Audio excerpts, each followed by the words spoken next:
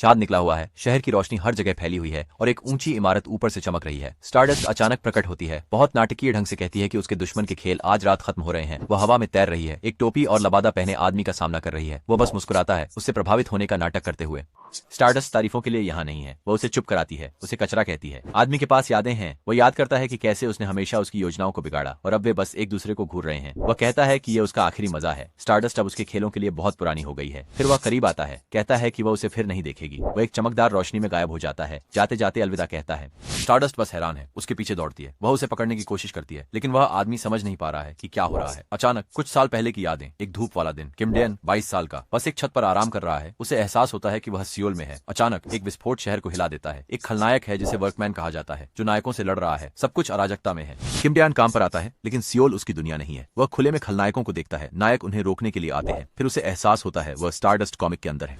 वह वहीं तय करता है कि वह एक खलनायक बनेगा, लेकिन सिर्फ एक व्यक्ति के लिए। वह छतों के पार टेलीपोर्ट करता है। कोई उसे ह्यूम कहता है, जानना चाहता है कि वह क्या कर रहा है। वह बस कहता है कि उसने टेलीपोर्ट किया। वह थक कर गिर जाता है और खुद को ईगोस्टिक के रूप में परिचित कराता है, एक साधारण खलनायक। सीओ यून उसे गंभीर न होने के लिए ताना देती है, लेकिन वह उसे आश्वस्त करता है कि उसने सब कुछ योजना बना रखा है। वह अपने खलनायक शिकार के बारे में बताता है, कहता है कि वह खतरों को समस्या बनने से पहले ही खत्म कर रहा है। वह स्टारडस्ट को फिर से चोट नहीं लगने देगा। वह पहले से ही अपने अगले लक्ष्य पर नजर रख रहा है, जो बस सोफे पर आराम कर रहा है। ईगोस्टिक एक बंदूक निकालता है, उस आदमी को बदमाश कहता है। वह अपनी टेलीपोर्टेशन की कला दिखाता है।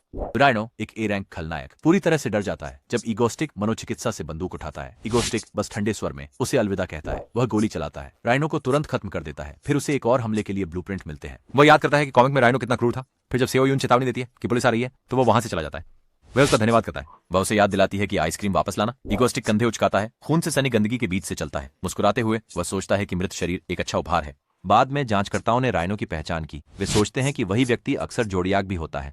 हर कोई इसके बारे में बात कर रहा है। दीवार पर खून से लिखा है, तुम्हारे लिए स्टारडस्ट। स्टारडस्ट इसे पढ़ती है और वादा करती है कि वह ईगोस्टिक को पकड़ लेगी। राइनो की मौत की खबर ऑनलाइन फैल जाती है। हर कोई बहस कर रहा है कि ईगोस्टिक का मामला क्या है। किम डेन बेस पर वापस तनाव में है। वह और अधिक चिंतित होता जा रहा है। इसे एक बड़ी समस्या कहता है। सीओ यून बीच में बोलती है, उसकी चिल्लाहट से थक चुकी है। हान सीओ यून, जो बहुत होशियार है, पूछती है कि क्या गलत है। किम डेन मानता है कि वह चिंतित है कि लोग उसे केवल खलनायकों को मारने के लिए ही सराहते हैं, खासकर जब बात स्टारडस्ट की आती है। सीओ यून स्टारडस्ट का जिक्र करती है और वह डरता है कि उसकी प्रतिष्ठा खराब हो जाएगी। तो वह तय करता है कि वह साबित करेगा कि वह एक असली खलनायक है, कोई हीरो नहीं। वह सीओ यून से तैयार होने के लिए कहता है और वह जानना चाहती है क्यों। वह कहता है कि यह ईगोस्टिक की बड़ी शुरुआत का समय है। वह हथियारों के एक ढेर की ओर इशारा करता है। पास में एक बम बैग रखा है। एक चमकदार टॉवर शहर को रोशन कर रहा है। अंदर भीड़ कुछ गिन रही है। अचानक ईगोस्टिक स्क्रीन पर आ जाता है और अपना परिचय देता है।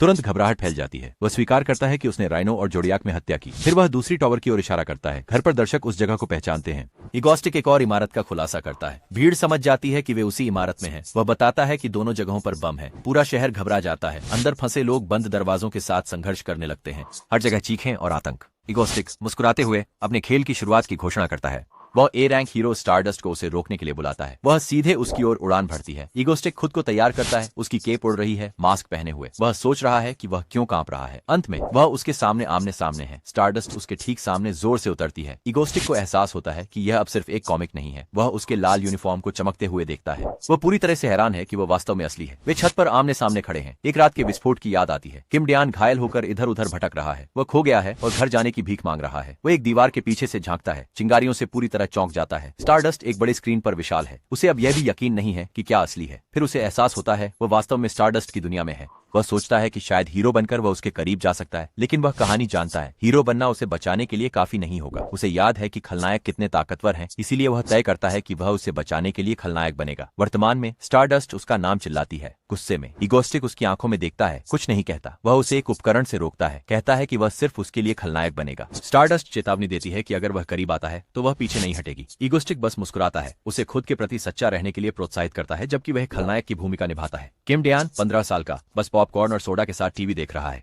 स्क्रीन पर खलनायक हंस रहे हैं जबकि सब कुछ बेकाबू हो रहा है। एक नकाबपोश खलनायक उल्टा होकर हंस रहा है और डैन कहता है, वाह, जैकी पूरी तरह से पागल है, एक खलनायक के लिए भी बहुत ज्यादा। ईगोस्टिक हंस रहा है, उसकी आंखें पूरी तरह से जंगली दिख रही हैं और स्टारडस्ट बस घूर रही है, जबड़े कसे हुए, जबकि वह परेशान करने वाली हंसी गूंज रही है। ईगोस्टिक और स्टारडस्ट आमने सामने खड़े हैं। उनके चारों ओर भीड़ घबराई हुई है और वे एक बड़े स्क्रीन के सामने खड़े हैं जिसमें डरे हुए लोग दिख रहे हैं। थोड़ी देर पहले स्टारडस्ट अपनी मुट्ठी कस रही थी, ईगोस्टिक का सामना कर रही थी और वह मुस्कुरा रहा है, चेतावनी दे रहा है कि उसके पास बैकअप ट्रिगर्स हैं और उसे कुछ करने की चुनौती दे रहा है। वह अपने हाथ फैलाता है, ड्रोन और हथियार दिखा रहा है। हर जगह इसे उसका बड़ा मंच कहते हुए, जबकि स्टारडस्ट मांग करती है कि वह नागरिकों को जाने दे। कसम खाती है कि वह उसे बाद में पकड़ लेगी। एक्सोटिक ऐसा दिखाता है जैसे वह सहमत हो रहा हो, फिर अचानक सबका ध्यान खींचता है, एक घातक चाल की घोषणा करता है और ऊपर की ओर इशारा करता है जैसे ही लिफ्टें फिर से चालू होती हैं। स्टारडस्ट को बस पता है कि यह इतना आसान नहीं हो सकता, जबकि घबराए हुए नागरिक लिफ्ट की ओर भागते हैं, भागने के लिए बेताब। एक्सोटिक स्क्रीन पर आता है, सबका मजाक उड़ाते हुए और उन्हें डाउन बटन के बारे में चेतावनी देते हुए। वह बताता है कि इसे दबाने से दूसरी टावर उड़ जाएगी। वह सब कुछ खत्म होने तक 30 मिनट का टाइमर शुरू करता है और बंधकों से जल्दी करने का आग्रह करता है, कहते हुए कि अजनबियों की जान की कोई कीमत नहीं है। वह हंस रहा है जबकि ड्रोन सारी अफरा तफरी को कैद कर रहे हैं। स्टारडस्ट अभी भी फंसी हुई है और वह बुदबुदाते हुए गालियां दे रही है। एक्सोटिक कहता है कि उसका खेल सबकी असली स्वार्थपरता दिखाएगा, जबकि अरबों लोग बहस कर रहे हैं और घबरा रहे हैं। ये समझने की कोशिश कर रहे हैं कि क्या उन्हें समय समाप्त होने से पहले खुद को बचाना चाहिए।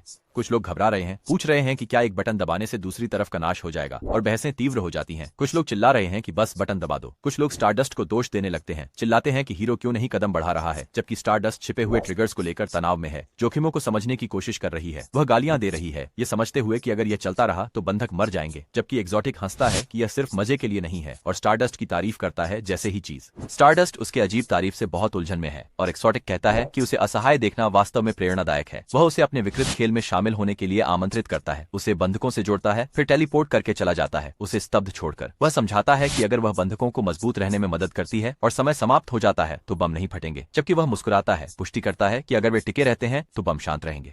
स्टारडस्ट को यकीन नहीं है कि वह उस पर भरोसा कर सकती है या नहीं, लेकिन वह बस अपनी मुट्ठी भींच लेती है, क्योंकि वह उसे चिढ़ाता है कि उसके पास कोई और विकल्प नहीं है। एक्सोटिक एक बड़े इशारे के साथ शो शुरू करता है और काउंटडाउन शुरू होता है। जैसे ही स्टारडस्ट तैयार होती है, खेल शुरू हो गया है। ड्रोन सब कुछ प्रसारित कर रहे हैं और हर जगह भीड़ बड़े स्क्रीन पर स्टारडस्ट का चेहरा देख रही है। वह आत्मविश्वास से नागरिकों से बात करते हुए अपना परिचय देती है, जबकि एक्सोटिक फुसफुसाता है उसे पसंद है कि वह सुर्खियों में है, वह खलनायक की भूमिका निभा रहा है। उसे केंद्र मंच सौंपते हुए जैसे ही स्टारडस्ट नागरिकों को बुराई के खिलाफ गर्व और मजबूत रहने के लिए प्रोत्साहित करती है। परिवार बस उस पर टटकी लगाए हुए हैं, आंखों में उम्मीद भरी हुई है और वे हार न मानने का वादा करते हैं। उसे प्रेरित करने के लिए धन्यवाद देते हैं।